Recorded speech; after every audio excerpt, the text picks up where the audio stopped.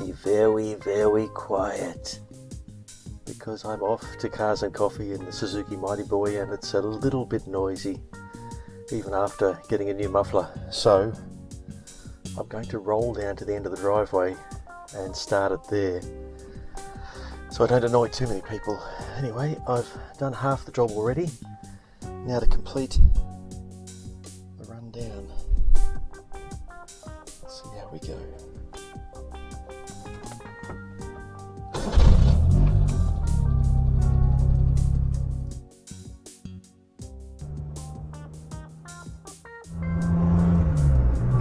Well, it's time to put this car to the true test, which is the highway run.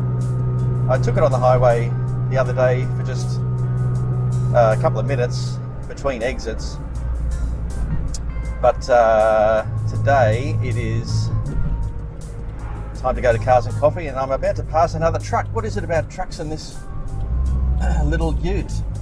Anyway, I'll let this guy go because he seems to be in a bit of a hurry.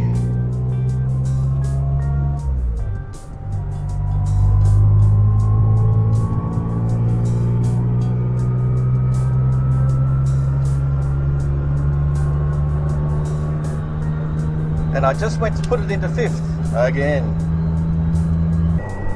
And 100.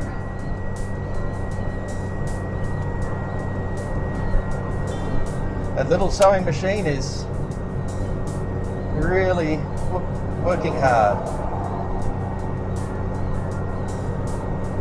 I'll keep an eye on the temperature as I drive along. If I think things are getting out of hand for any reason, I can hop off at one of the many exits and take the back roads to get to Cars and Coffee. But the other day, when I went to get the wheel alignment done, temperature behaved itself on the traffic-filled trip over and then the highway-filled trip home. So I'm hopeful that is a good sign.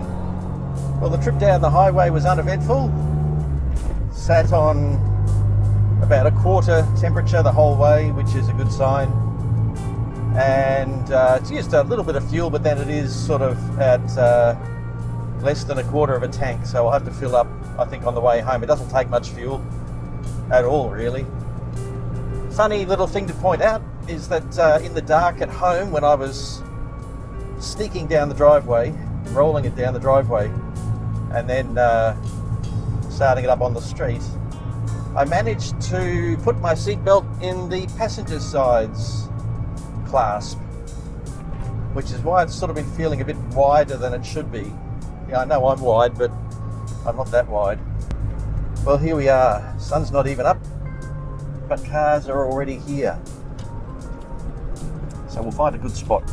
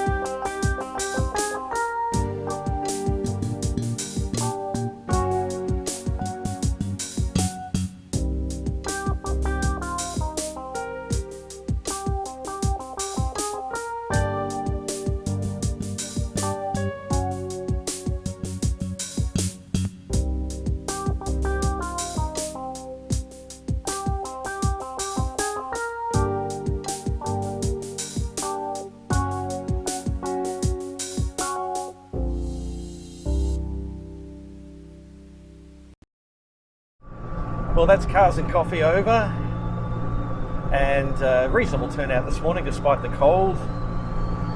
But now it's time to head home, and I'm a little bit concerned about going on the highway with lots of traffic when I'm really only going to do 90, 95, holding people up. So I will sneak home via the back roads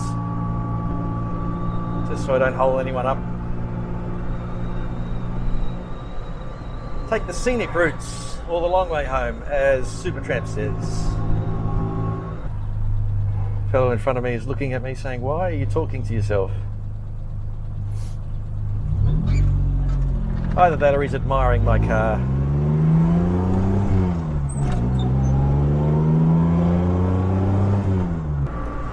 Managed to catch up with another Mighty Boy owner at Cars and Coffee, and Ashley has one in pieces that maybe I can scavenge some parts off if I need them. So that was handy to find out about. He's got the same engine, 800cc, swapped in. His car came from Mareeba in far north Queensland, and when he got it, it had already had suspect paint job, which even covered the pinstriping, didn't even take the pinstriping off, and it's got a couple of spots that need attention. The clutch is a little bit better behaved, still a bit bitey, but I think just being used has put a bit of play in there, which has meant it's a bit smoother. It's not quite as noisy as it was to use. It's still a squeak when I push it in, but I think it was just lack of use. The steering wheel is skinny, which is interesting. It's something we're not used to these days. Maybe it was more common decades ago. I'm torn as to whether to keep this with the original wheel or to upgrade to something a bit thicker and more comfortable in the hands.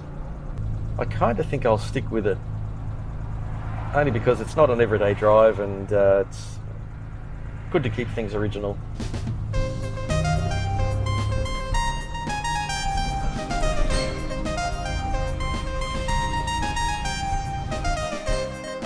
Fueling time.